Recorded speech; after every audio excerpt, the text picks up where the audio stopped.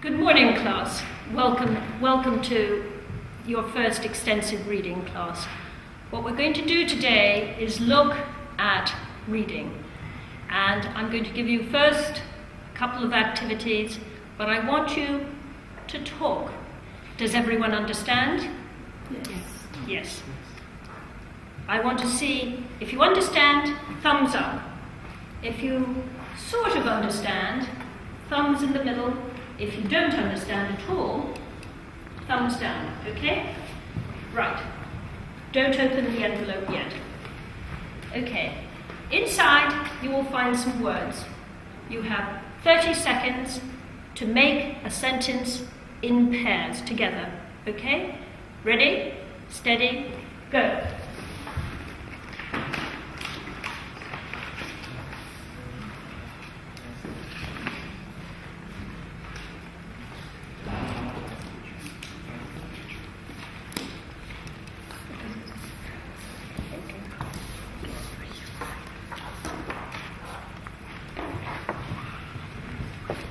Hands up if you've finished. Very good. Excellent. You did that. Do you want to know how many seconds you did it in? Yes. You did it in 9. Very, very good. Excellent work. Right, would you read me your first sentence, please? Reading is good. Is really good for you. Reading is really good for you. And your sentence, please? The books are the very best teachers. Books are the very best teachers.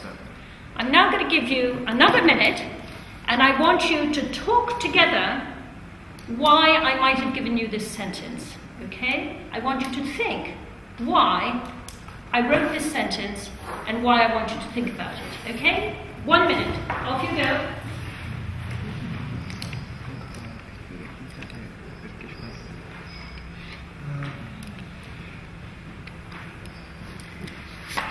You've got to talk.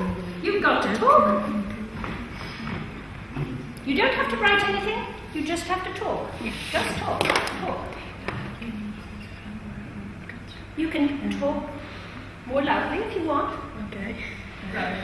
Reading can improve our culture and also give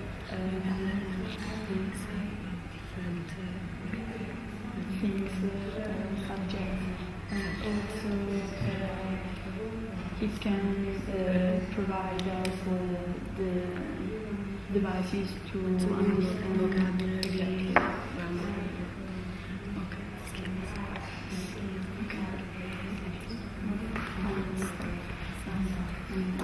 Okay, stop. Well done. How many reasons did your group come up with? That your sentences, tell us again, books are the very best teachers. How many, why are books the very, how many, just tell me the number. How many reasons? 2. How many reasons that reading is really good for you? How many? 3. Very good. Okay. Let's hear what your reasons are. Let's start with your group. Okay? So, Remind us what your sentence is again. sorry? Remind me what your sentence is again. Books are the very best teacher. Books are the very best teachers. Okay, what was your reason? Because you can learn more reading a book than listening to a teacher. Yes. No. Why do you think that is? In a sort of way, because in the context, even the word you don't know, you can understand by the context. Very good. So you use context, Yeah. and the teacher isn't telling you the answer right away, perhaps. Correct? Yes. What is your reason that books are the very best teachers? In my opinion, books are the very best teacher because I can learn alone, not with the help of a teacher, and I can have my opinions about what I'm learning. Very good. Very good. You can have your own opinions. So I think it's 2 very interesting ideas that you brought up. One is the independence of learning that you've talked about, and you've also talked about independence as well, and finding your own way of learning. This is very important because as teachers, remember we always have a very big class. And it's very hard for us as teachers, particularly when it's difficult to teach. You know, maybe there's someone in the class who is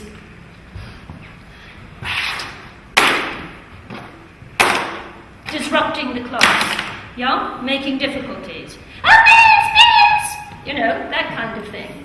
It makes it very difficult for students who are maybe interested in learning and those who are less interested in learning. I'm not saying you are. Okay? And so for teachers, it becomes really, really difficult because it's very hard to reach everyone. So books reach you. You chose that book. It's speaking directly to you in a language that is yours. Okay? Excellent. Tell me what your conclusions were.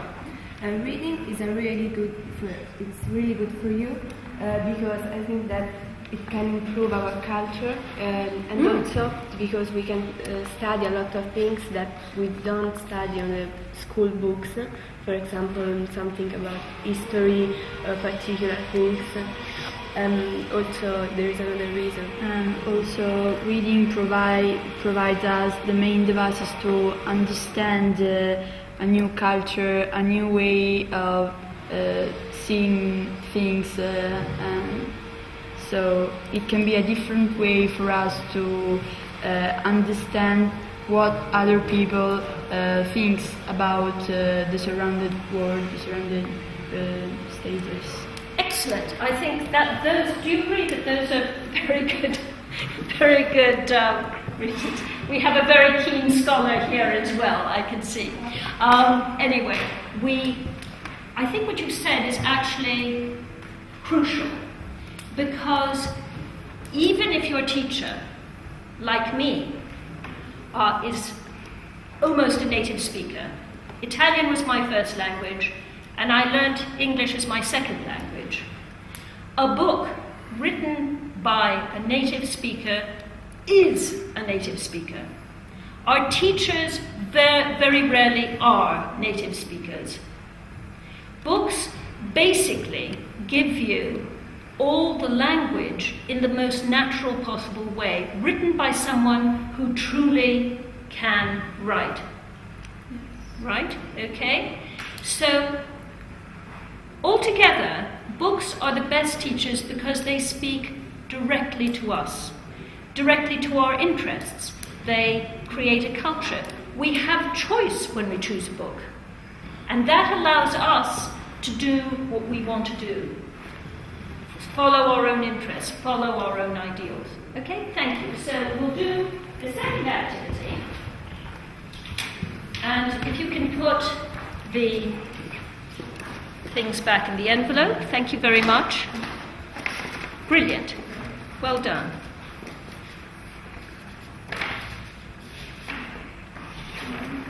Now, we're agreed. One more, thank you. Put it in. That's lovely. We've agreed that books are the best teachers and that reading books is good for you because it develops us, right? It allows us to grow the way we want.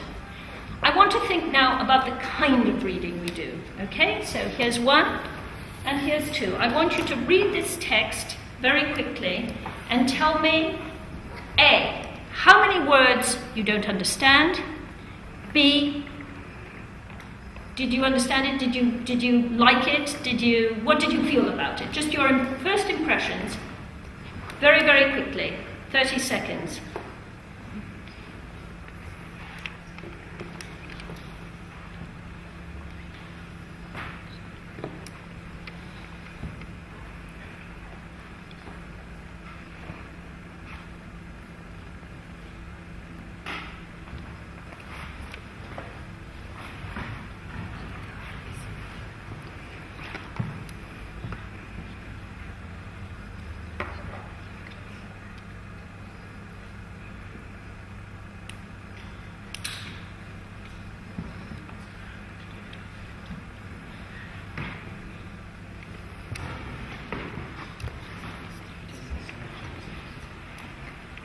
Like circle, isn't it? Yeah. Okay, good. Right, have you got to the end of the text? Right, you've done that again more quickly than I gave you time for, so very well done. So, tell me, how does this text make you feel? Do you feel it's accessible, easy to read? Yes, easy, but I don't understand the last line. Right, how many words did you not understand, roughly? 3. 3. Can you tell me what they were? Done. Done. Yeah? Sockets. Sockets? Yeah? And shriveled. Shriveled. Shriveled. Yes, that's a difficult word to say, that shriveled. Shriveled. It's a good word, I'll tell you what it... We'll see if we can figure out what it means. Okay, how about you? What words did you not understand? Of course, this. This and? For example, scarcely. Scarcely. Right? Bene. Whoops, I can't even write. Scarcely. Yeah? And the other one? Bene. Bene. Beneath.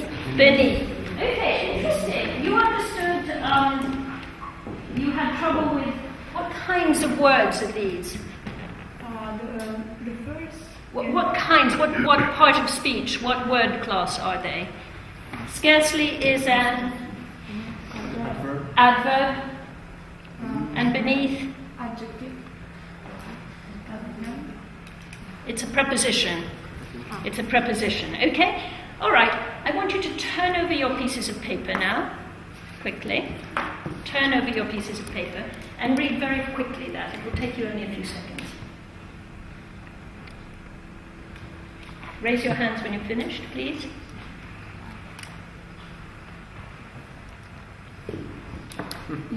Okay? Finished? Raise your hands when you're finished.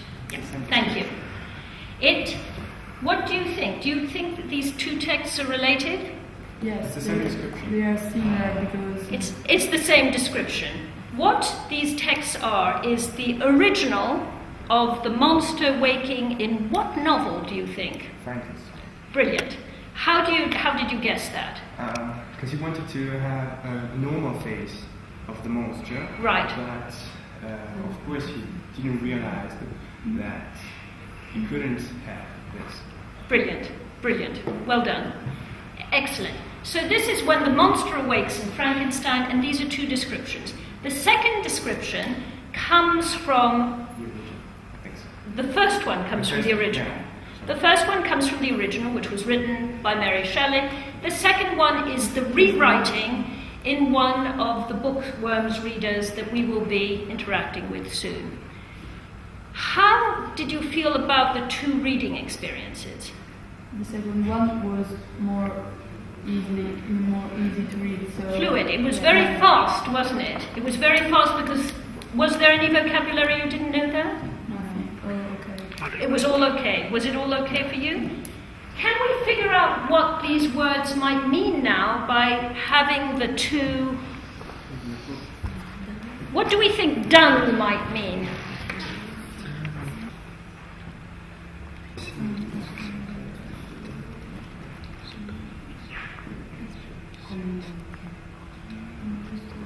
It's been reduced to... What is the principal colour describing... What is the principal colour described at the beginning? Yellow. Yellow. Yes. Dun is in fact a kind... This is dun. This colour here is dun. It is a very sort of dull yellow. Okay? So, by having the simplified text, it has helped you to learn a word that is not very common in English. Okay? It's not very common. It's usually used to describe horses, the colour of horses. Sockets. Any idea what a socket is? From... What are we talking about? Where roughly does it come in the text? What do you think it might be? What is it referring to? let's look at the passage. Shall I read it to you? Okay.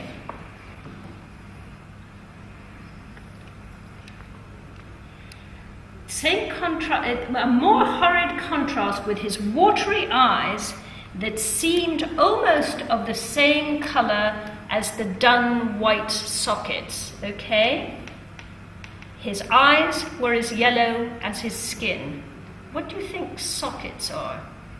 Are they something to do with what part of the body? What are they talking about? Skin, or what's the other noun that we're talking about there? The eyes. The sockets are what's around the eye, okay? That what's around the eye. So I, for example, have very deep sockets to my eyes because I'm tired today, okay? Right. What did you feel about this experience? Did you feel that the easier text helped you to get closer to the more difficult text? Yes. Why? Because when I read the first text, I didn't understand something, and then with the second text, I can understand that much more. And so, if you were to go to this text again, you would find your reading would become more fluid. What we're trying to do with extensive reading is to help you become fast, fluid, and almost like a native speaker in your speed of processing. And if, like a native speaker learning to read, you start at an easy level and work your way up, it's much more likely to happen. Okay? The most important thing you can do to become better learners is to read as much as you can in any language, in your own language, but also in any language you're trying to learn as a second language. If you have the opportunity to read from the very simplest level, working your way up, you'll get that fluency if you read a lot.